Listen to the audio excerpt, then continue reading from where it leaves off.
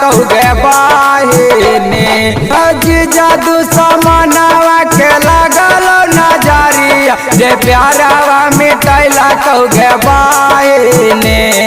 ओ प्यारा के निभावे खातिर दे देलन जानवा छोटू दीवानावा के बहिनी ओ प्यारा के निभावे खातिर दे देलन जानवा छोटू दीवानावा के बहिनी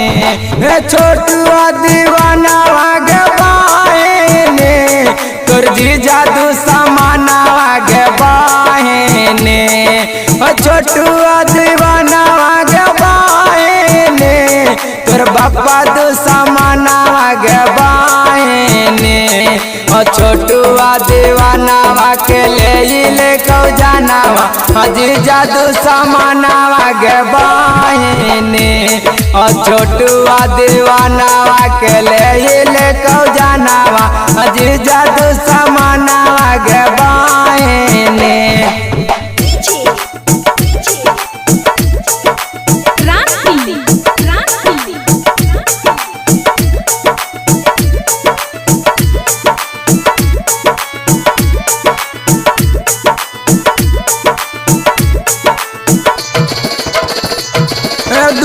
साल से करत रहले सच्चा तू पर मामा बीराना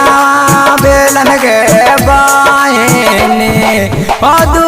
साल से करत रहले सच्चा तू पर मामा बीराना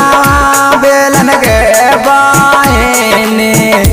ओ प्यारा के निभावे खातिर दे देलन जानवा छोटू दीवानावा के बहिनी ओ प्यारा के निभावे खातिर दे देलन जानवा छोटू दीवानावा के बहिनी तोर बापा दुश्मनवा के बहिनी तोर जीजा दुश्मनवा के बहिनी तोर बापा दुश्मनवा के बहिनी तोर जीजा दुश्मनवा के बहिनी छोटू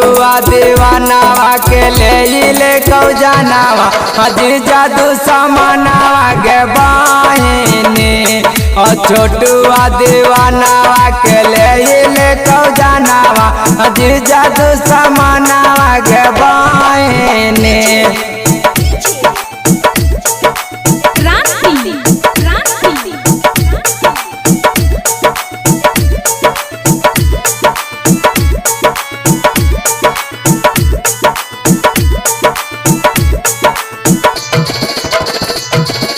सोचल की मौका देखी करी ले वैसा दिया सपनावा टूटल गे बहिनी सोचल की मौका देखी करी ले वैसा दिया सपनावा टूटल गे बहिनी और शादिया के नामा पर ले कई जानवा जीजा दुश्मनवा के बहिनी छोटू दीवानावा के ले कौ जाना तो बापा दुश्मनवा के बहिनी तोर बापा दुश्मनवा के बहिनी तोर जीजा दुश्मनवा के बहिनी तोर बापा दुश्मनवा के बहिनी तोर भाईवा दुश्मनवा के बहिनी छोटू दीवानावा के ले कौ जानवा जीजा दुश्मनवा के बहिनी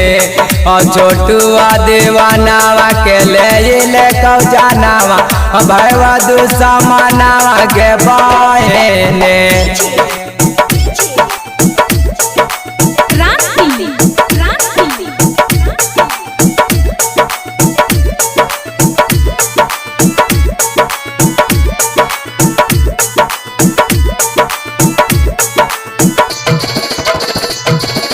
राइटर संटुआ लिखाऊ गाना प्रेम मारावा रात के बहिनी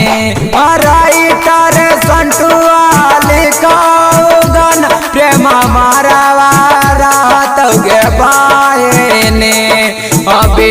कसरंगी लगावे गानावा